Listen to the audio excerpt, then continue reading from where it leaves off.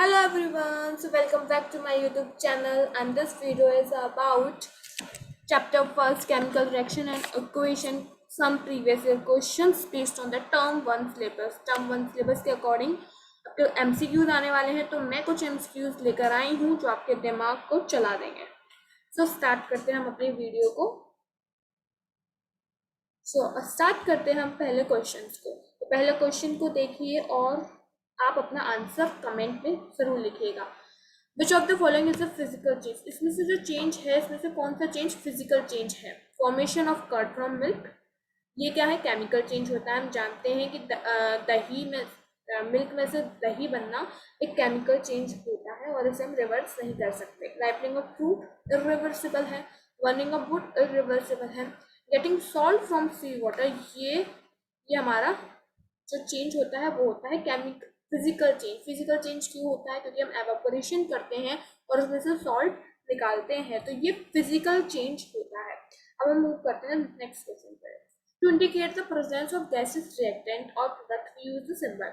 अगर हमें अपने रिएक्शन में ये दिखाना है कि यहाँ पर एक गैसियस रिएक्टेंट था और गैसियस प्रोडक्ट था, तो हम किस तरीके से शो करते हैं, कौन से सिंबल शो करते हैं? तो गैसियस रिएक्टेंट के लिए हम क्या यूज करते हैं, मैं आपको यही बता देती हूँ. आप अपना आंसर कमेंट में जरूर लिखिएगा. तो गैसियस प्रोडक्ट के लिए हम लिखते हैं जी और हम शो करते हैं इस तरीके से एरो अपर. एरो हम अपर क्यों शो करते हैं? और हम ये जानते हैं प्रेसिपिटेशन के लिए हम जो वो होता है एरो होता है हम उसे नीचे की तरफ शो करते हैं. तो ये एक रिप्रेजेंटेशन होता है अगर हमें कहीं भी दिखाना है कि कोई भी गैसियस रिएक्टेंट है या नहीं है. अब हम मूव करते हैं नेक्स्ट क्वेश्चन के लिए. व्हेन CaNO3 जब CaNO3 कार्बन नाइट्रिक को हमने हीट किया, क्या किया? हीट किया.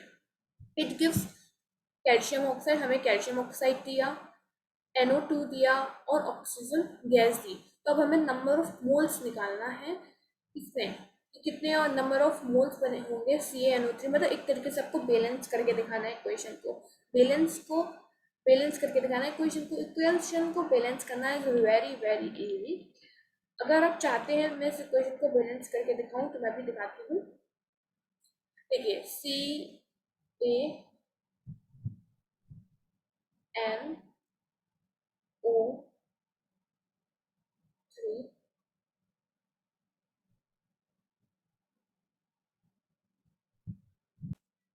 तो ये क्वेश्चन, आप इस क्वेश्चन को सॉल्व करेंगे तो आपको इस टाइप के मोल्स मिलेंगे. आप इस क्वेश्चन को ट्राई कीजिएगा. अगर आपको इसमें किसी भी टाइप की प्रॉब्लम आती है देन आप कमेंट कीजिएगा, मैं इसको और डीपली एक्सप्लेन कर दूँगी. वैसे मैंने यहाँ पर सब लिख दिया है कि हमारे पास हम पहले स्टेप में क्या करते हैं, हम सबके मोल्स लिखते हैं. फिर इसके बाद हम कंपेयर करते हैं. तो यहाँ पर 2 थे, यहाँ पर 1 थे, तो हमने 2 से मल्टीप्लाई कर दिया.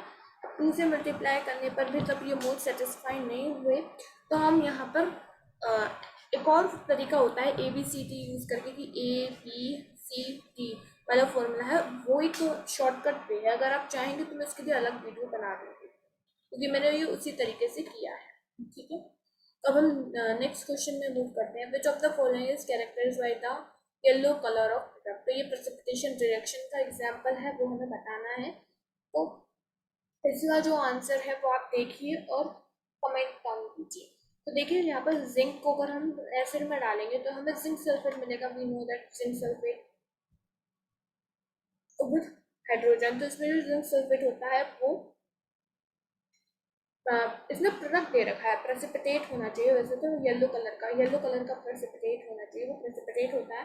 लेकिन जिंक सल्फेट येलो कलर का नहीं होता है. Na2SO4 भी नहीं होता है. PbO येलो कलर का होता है और ये प्रेसिपिटेट भी होता है. और KCl भी येलो कलर का नहीं होता है. तो हमारे पास जिसका राइट आंसर है वो C है. Next, Naveen appear in the class test. तो नवीन एक लड़का था, तो ये एक क्लास टेस्ट में अपीयर हुआ. Where he wrote some statement, उसने कुछ सेंटेंसेस लिखे थे. ठीक है. फाइंड इनकरेक्ट, इसमें से हमें गलत निकालना है. ठीक है. तो गलत का मतलब है कि इसमें ऐसा कौन सा सेंटेंस है जो बिल्कुल पूरी तरह से रॉन्ग है. तो all the decomposition reaction are endothermic reaction.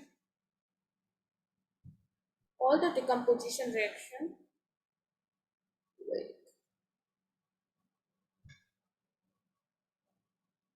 Incorrect statement हमें निकालना है। So all the decomposition electrolysis of water from hydrogen is exothermic reaction. Photosynthesis is an endothermic reaction. The decomposition of calcium carbonate is an endothermic reaction. All the decomposition reaction are endothermic reaction. तो जो हर एक reaction होता है वो decomposition reaction होता है या नहीं होता है। अब हम कैल्शियम कार्बोनेट को डिकम्पोज करेंगे तो क्या वो एंडोथर्मिक रिएक्शन है। CaCO3 को हम जब डिकम्पोज करेंगे क्या वो एंडोथर्मिक है एक्सोथर्मिक है। फोटोसिंथेसिस एक एंडोथर्मिक प्रोसेस है या एक्सोथर्मिक प्रोसेस है।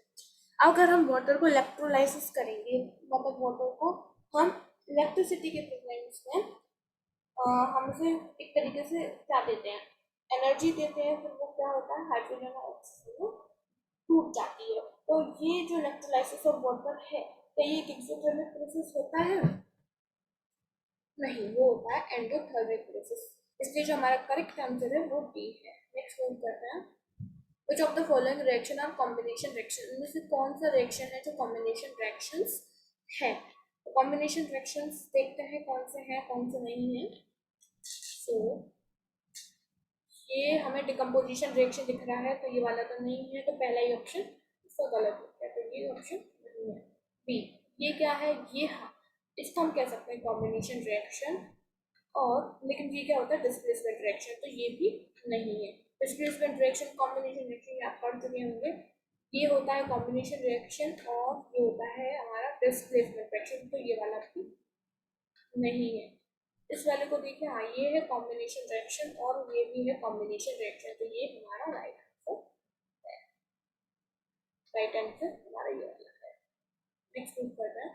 Which of the following statement is और आर इनकरेक्ट। अब हमें इसमें से ऐसा स्टेटमेंट निकालना है जो गलत है। अब इसमें से कौन सा इनकरेक्ट ऑप्शन है। तो when calcium hydroxide solution lime water react with carbon dioxide gas a precipitate of calcium carbonate is formed along with water. तो ये तो सही है, सही है ना। तो जब जिंक मेटल सल्फ्यूरिक एसिड के साथ रिएक्ट करता है तो हाइड्रोजन गैस और हमें एक मेटल सॉल्व करता है, ये भी सही है। रेस्पिरेशन के टाइम पे ग्लूकोज ऑक्सीजन के साथ कंबाइन करके कार्बन डाइऑक्साइड वाटर देता है, ये भी सही है। बचा गया ये वाला ही गलत होगा। एक बार ऑप्शन पढ़ लेते हैं। The reaction between nitrogen oxygen to form nitro monoxide is an exothermic reaction, तो ये हम जानते हैं ये सब गलत है। अब नेक्स्ट क्वेश्चन की तरफ मूव करते हैं। The following reaction is an example. अब हमें इसमें से रिएक्शन का एग्जाम्पल देना है, तो ये कौन सा एग्जाम्पल है। Displacement reaction, neutralisation reaction, combination reaction, redox reaction. ये न्यूट्रलाइजेशन रिएक्शन नहीं होता, ये डिस्प्लेसमेंट रिएक्शन है। ये कॉम्बिनेशन रिएक्शन तो पता ही नहीं है। और रिडॉक्स रिएक्शन है, ये रिडॉक्स रिएक्शन है। कि देखो यहाँ पर हाइड्रोजन को हटाकर ऑक्सीजन आ गई तो यहाँ पर ऑक्सीडेशन हुआ, और ऑक्सीडेशन के साथ हाइड्रोजन आ गई तो यहाँ पर रिडक्शन हुआ। तो ये है displacement reaction with redox reaction, तो ये हमारा सी आंसर सही है। मूव करते हैं नेक्स्ट क्वेश्चन की तरफ। विच of the following process involve chemical reaction. अब हम बात करते हैं इनमें से कौन सा प्रोसेस है जो केमिकल रिएक्शन इन्वॉल्व करता है। तो storing of oxygen under pressure. अगर हम प्रेशर के अंडर कर रहे हैं तो हमने उसे जब तक प्रेशर दिया तब तक वो गैस सिलेंडर में है, और प्रेशर हटाने के बाद तो वो अपने ओरिजिनल फॉर्म में आ जाएगी, तो ये केमिकल रिएक्शन नहीं है। लिक्विफिकेशन ऑफ एयर, लिक्विफिकेशन का ऑफ एयर का मतलब होता है अंडर हाई प्रेशर में रखना है एयर को, तो ये भी नहीं है। Keeping petrol in China dishes in open. जब हम उसको ओपन में रखेंगे तो जो पेट्रोल है वो एवोपरेट कर जाती है, जो कि एक फिजिकल रिएक्शन होता है, फिजिकल चेंज होता है। अब कॉपर वायर को हम एब्सेंस ऑफ एयर पे जला रहे हैं और बहुत ज़्यादा हाई टेम्परेचर में, तो इसमें हमें कुछ ना कुछ केमिकल रिएक्शन जरूर मिलेगा, तो हमारा राइट आंसर ये है। Which of the following gases can be used for storage of fresh sample of an oil for a long time। अब हम इनमें से कौन से सेट ऑफ गैसेस को यूज कर सकते हैं ऑयल को रिफ्रेश रखने के लिए, एक तरीके से ऑयल को बचा कर रखने के लिए, प्रिजर्व करने के लिए। तो कार्बन डाइऑक्साइड ऑक्सीजन नहीं, ऑक्सीजन तो वहाँ पर ऑक्सीडेशन रिएक्शन कराएगा, नाइट्रोजन ऑक्सीजन नहीं। कार्बन डाइऑक्साइड और हीलियम और नाइट्रोजन, कार्बन डाइऑक्साइड भी नहीं, तो हीलियम और नाइट्रोजन हमारा सही आंसर है। In the double displacement reaction, जब डबल डिस्प्लेसमेंट रिएक्शन हो रहा होता है, एक्वस पोटेशियम आयोडाइड और एक्वस लीड नाइट्राइड के बीच में, ठीक है, और yellow precipitate of lead iodide form. ये क्या है, प्रेसिपिटेशन रिएक्शन है। While performing the activity of lead nitrate is not available, which of the following can be declared। अगर यहाँ पर लीड नाइट्रेट अवेलेबल नहीं है। हम क्या करा रहे हैं, यहाँ पर हम पोटेशियम आयोडाइड का लीड एक्वस लीड नाइट्रेट के साथ रिएक्शन करा रहे हैं। अब कह रहा है कि अगर हमारे पास लीड नाइट्रेट तो है ही नहीं, तो हमें सेम रिएक्शन कराने के लिए ऐसा कौन सा केमिकल है जिसे हम यूज़ कर सकते हैं। तो लीड सल्फेट को हम यूज़ नहीं कर सकते हैं, अमोनियम नाइट्रोट को भी यूज़ नहीं कर सकते हैं, पोटेशियम सल्फेट को भी यूज़ नहीं कर सकते हैं, हम कर सकते हैं लीड एसीटेट को यूज़। नेक्स्ट क्वेश्चन की तरफ मूव करते हैं। Which of the following are an endothermic reaction. अब इसमें से कौन सा रिएक्शन है जो endothermic reaction, endothermic reaction, endothermic reaction, endothermic reaction कौन सा रिएक्शन होता है, वो रिएक्शन जहाँ पर जो हीट होती है वो दी जाती है। तो dilation of sulphuric acid, condensation of water vapour, नहीं, यहाँ पर ये वाला आंसर सही नहीं है। सब्लिमेशन ऑफ ड्राई आइस नहीं, कंडेंसेशन ऑफ वाटर वेपर्स नहीं, सब्लिमेशन ऑफ, देखो एंडोथर्मिक रिएक्शन जहाँ पर हमें एनर्जी देनी होती है तो वाटर वेपर का कंडेंसेशन कराएंगे और सब्लिमेशन कराएंगे तो उससे हमें एनर्जी मिलती है। Sublimation evaporation water, sublimation of dry ice, अगर हम ड्राई आइस का सब्लिमेशन कराएंगे तो हमें एंडोथर्मिक मिलता है, लेकिन हमारा राइट आंसर है ये डी वाला। ठीक है, तो हम आगे मूव करते हैं।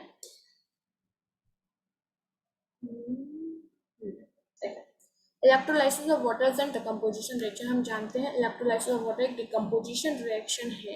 इन the mole ratio of hydrogen oxygen gas are liberated, जो हाइड्रोजन एंड ऑक्सीजन का गैसेस जो लिबरेट करता है इलेक्ट्रोलाइसिस के दौरान, तो क्या होता है उसका जो मोल रेशियो निकालना है हमें, इसका मोल रेशियो निकालना है हमें इसका। तो देखो 1:1 कतई गलत है, 2:1 ये सही है, 4:1 गलत है, ये भी गलत है, 1:2, क्योंकि जो हाइड्रोजन गैस होती है वो डबल अवेलेबल होती है, डबल मात्रा में अवेलेबल होती है। ठीक है, कंसिडर द फॉलोइंग स्टेटमेंट, हमें स्टेटमेंट को कंसिडर करना है। विच ऑफ द फॉलोइंग रिएक्शन, इनमें से ऐसा कौन सा गिवन रिएक्शन है जहाँ पर हीट अब्सॉर्ब होती है। गिवन रिएक्शन में heat is absorb, heat is absorb का मतलब एंडोथर्मिक रिएक्शन। एंडोथर्मिक रिएक्शन हुआ, देखो यहाँ पर हम पढ़ते हैं रिएक्शन को, तो क्विकलाइम हो रहा है CaO वाटर के साथ, ये एक्सोथर्मिक रिएक्शन होता है। जिंक ग्रेन्यूल और डाइल्यूट सल्फ्यूरिक एसिड का रिएक्शन कराएंगे, ये एक्सोथर्मिक होता है। बेरियम हाइड्रोक्साइड और अमोनियम क्लोराइड का रिएक्शन कराएंगे तो ये हमारा एंडोथर्मिक रिएक्शन होता है, और हमारा राइट आंसर ये भी है। कार्बन को बंद कराएंगे तो हमें एक एक्सोथर्मिक रिएक्शन है, यहाँ पर हमें हीट एनर्जी मिलती है। ठीक है, नेक्स्ट क्वेश्चन करते हैं। Bujo appeared in class test where he wrote some statement but he confused to know the correct statement. Would you help him to know that? मतलब कि बुजो एक क्लास टेस्ट में गया है, उसके पास कुछ स्टेटमेंट्स हैं, इनमें से हमें करेक्ट स्टेटमेंट आइडेंटिफाई करना है। इसमें से ऑप्शन गायब है, आई थिंक इसमें से ऑप्शन गायब है, तो मैं से करेक्ट करने के बाद आपको PDF में दे दूंगी। Which of the following statement is or are incorrect? इसमें से कौन सा रिएक्शन इनकरेक्ट है, कौन सा स्टेटमेंट इनकरेक्ट है। Some chemical reaction are characterized by the formation of a precipitate. Incorrect निकालना है, ये सही है। A precipitate is a liquid product. सबसे पहली गलत बात यही है, वो होता है हमारे पास insoluble solid product. They separate out from the solution during a chemical reaction. नहीं, वो yellow precipitate of lead iodide, जो लीड आयोडाइड प्रेसिपिटेट होता है इसको हम बिन पोटेशियम आयोडाइड लीड नाइट्रेट की तरफ ब्रेक करता है, ये सही है, ये हमारे पास सही है। तो हमारे पास गलत कौन सा, ये वाला। अब precipitate can also form in the ठीक है, ये भी सही है। तो आगे की बात करते हैं। Solid calcium oxide, solid calcium oxide को हम ब्रेक करा रहे हैं, देखना किसके साथ करा रहे हैं, थोड़ा ध्यान से। वाटर के साथ रिएक्ट करा रहे हैं हम सोडियम कैल्शियम ऑक्साइड को, हम क्या बना रहे हैं, कैल्शियम हाइड्रोक्साइड बना रहे हैं। क्या बना रहे हैं हम यहाँ पर, कैल्शियम हाइड्रोक्साइड बना रहे हैं। अब उसमें से हीट भी निकल रही है, तो क्या हम इस प्रोसेस को स्लेकिंग ऑफ लाइम वाटर कहेंगे। अब इस प्रोसेस को, सॉरी, ये process slaking of lime water ही होती है। अब हमें इसमें से ट्रू स्टेटमेंट्स निकालनी है सॉल्यूशन से रिलेटेड, तो आप देखिएगा और समझ लेने की कोशिश कीजिएगा। It is endothermic reaction and it is exothermic reaction. Calcium oxide को वाटर के साथ करेंगे तो वो एंडोथर्मिक रिएक्शन होता है, और कैल्शियम हाइड्रोक्साइड के साथ करेंगे तो वो एक्सोथर्मिक रिएक्शन होता है, जो कि गलत है। इट इज एक्सोथर्मिक रिएक्शन, ये एक्सोथर्मिक रिएक्शन होता है और जो इससे जो रिजल्ट आएगा कैल्शियम हाइड्रोक्साइड से, उसका pH 7 से ज़्यादा होगा। ये तो बात सही है, एक्सोथर्मिक रिएक्शन होता है कैल्शियम हाइड्रोक्साइड, और जो pH होता है वो 7 से ज़्यादा ही होता है क्योंकि वो बेसिक बनता है। ये एंडोथर्मिक है, ये गलत हो गया। तो pH ऑफ द रिजल्ट ये उल्टा कर दिया है, ये भी गलत है। Which of the following among the statements are true? इनमें से कौन सी स्टेटमेंट ट्रू है?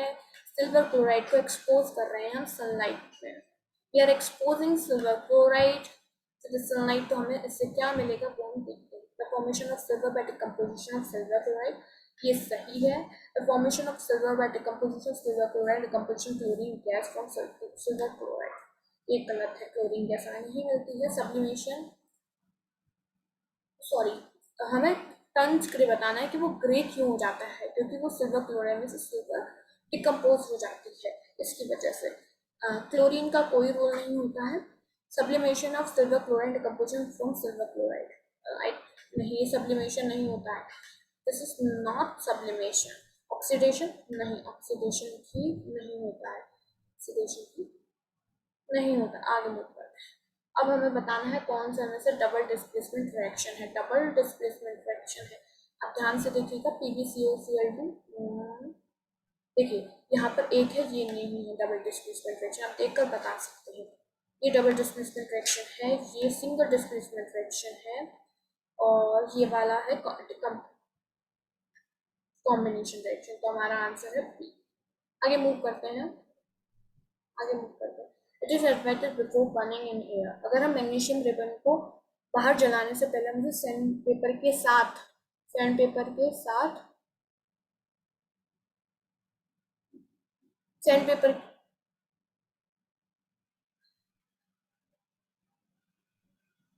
हाँ, सैंड पेपर के साथ क्यों रब करते हैं, क्यों रब करते हैं, हमारे पास 4 ऑप्शन में से हमें करेक्ट बताना है कि so that it may really combine with the oxygen of air, ये so that it may look very shining, ये तो गलत है। So that it can easily see when ना, ये भी गलत है। नन ऑफ द अबव भी गलत है, तो हमारा राइट आंसर है ए, क्योंकि वो ऑक्सीजन ऑफ एयर के साथ फ्रीली रिएक्ट कर सके, क्योंकि आप जानते हैं, देखो मैग्नीशियम ऑक्साइड की ये पट्टी मान लीजिए, ठीक है, ये मैंने मान ली।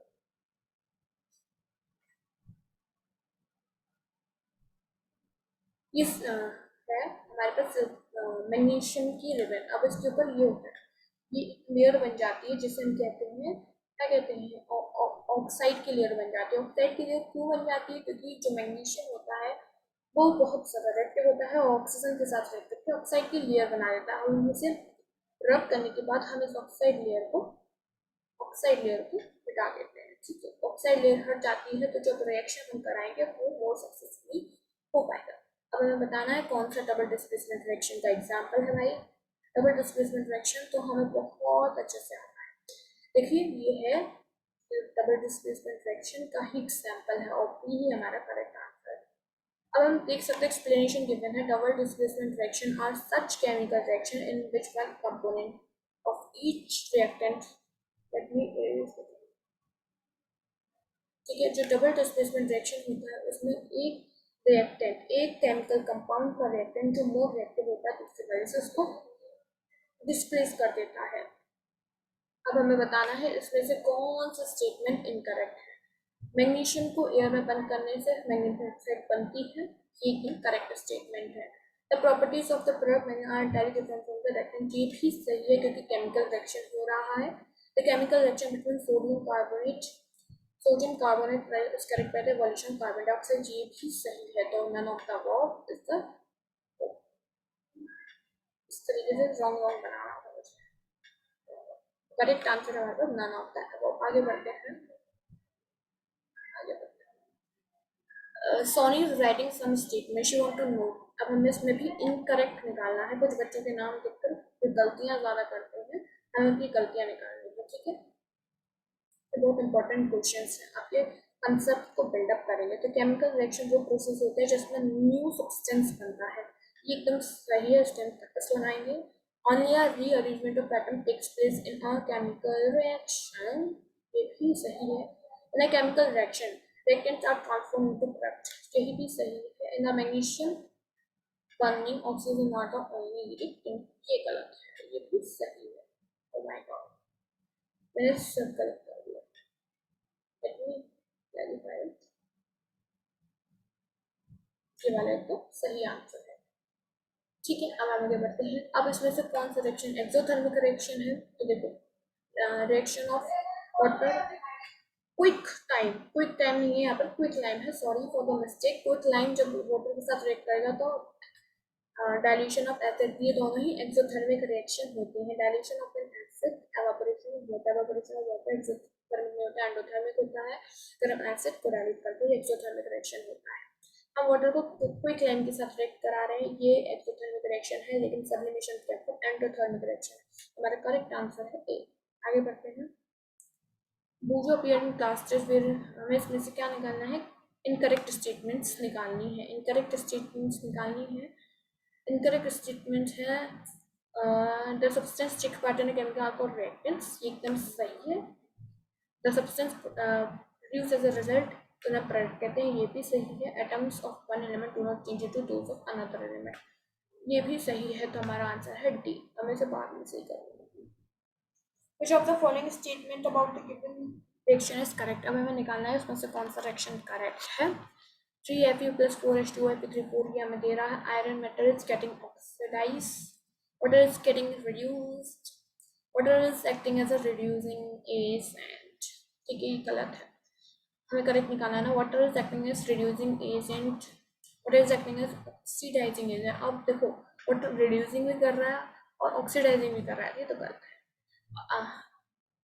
देखो थर्ड ऑप्शन पढ़िए, थर्ड ऑप्शन है iron metal is getting oxide, iron metal oxidise हो रहा है, ये हमें दिख रहा है यहाँ पर ऑक्सीडाइज हो रहा है, ये ऑक्सीडाइज होता हुआ हमें दिख रहा है। Water is getting reduce, water reduce हो रहा है और यहाँ पर वाटर ऑक्सीडाइजिंग एजेंट की तरह काम कर रहा है क्योंकि वो आयरन को ऑक्सीडाइज कर रहा है। तो करेक्ट ऑप्शन है हमारे पास सी। आगे बढ़ते हैं। The following reaction is an example of, हमें इसका एग्जाम्पल बनाना बताना। आई थिंक मैंने करा दिए थे, शायद ये रिपीट हो गए हैं क्वेश्चन, तो हम जानते हैं इसका राइट आंसर है सी। अब हम आते हैं लास्ट होमवर्क पर। तो ये कुछ क्वेश्चंस है, 5 क्वेश्चंस हैं। ये एमसीक्यूज नहीं है, ये थ्योरेटिव क्वेश्चंस हैं। ये क्वेश्चंस आपके कंसेप्ट बिल्डिंग को बहुत स्ट्रॉन्ग करेंगे। आप इनके आंसर्स पेज पर नोट कीजिए और मेरी ईमेल आईडी पर आप इन्हें सेंड कीजिए। I will surely check them and मैं आपके मार्क्स भी बताऊंगी। ये हर एक क्वेश्चन यहाँ पर 2 मार्क्स का है, तो ये 10 मार्क्स का है। अगर आप इन्हें करते हैं और मेरी साइट पर भेजते हैं तो मैं एक ज़रूर वीडियो बनाऊंगी जिसमें मैं विनर्स के नाम बोलूँगी। इसलिए आप इन क्वेश्चंस को जरूर ट्राई कीजिएगा। ये बहुत इंपॉर्टेंट क्वेश्चंस हैं और बहुत ही बेसिक क्वेश्चंस हैं। अगर आप इन्हें करेंगे तो आपके कंसेप्ट बहुत ही स्ट्रांग हो जाएंगे। तो ये क्वेश्चंस इंपॉर्टेंट है और होमवर्क है, मैं अपनी ईमेल आईडी डिस्क्रिप्शन में लगा दूंगी। अगर आपको टाइम मिलता है इन्हें लिखने का और सेंड करने का तो प्लीज़ सेंड कीजिएगा। Thank you, this is for the today's class. अब मैं नेक्स्ट चैप्टर के साथ आऊँगी with the homework and new MCQ question. और एक इम्पॉर्टेंट सजेशन देना चाहूँगी कि इस टाइम पर अगर आपने पढ़ाई शुरू नहीं करी है तो आप पढ़ाई करना शुरू कर दीजिए और हार्ड वर्क से ज़्यादा स्मार्ट वर्क पर फोकस कीजिए। स्मार्ट वर्क कैसे? जैसे आप चैप्टर को कंप्लीट करने के बाद एनसीईआरटी क्वेश्चन कीजिए। एनसीईआरटी क्वेश्चंस करने के बाद आप प्रीवियस ईयर क्वेश्चंस लगाइए, प्रीवियस ईयर क्वेश्चन सॉल्व करने की कोशिश कीजिए rather than any extra book, क्योंकि previous year questions are very important. और उसे तो आप पढ़ते रहिए। All the best and thank you for listening me. And जो क्वेश्चन आज मैंने दिए हैं उनको आप ज़रूर कीजिएगा और ये जो एमसीक्यूज थे वो बहुत इंपॉर्टेंट थे। इस पीडीएफ को मैं डिस्क्रिप्शन में लगा दूंगी एंड मेरी वीडियो को लाइक कीजिएगा, subscribe my channel. Thank you and keep learning, keep growing. Thank you so much.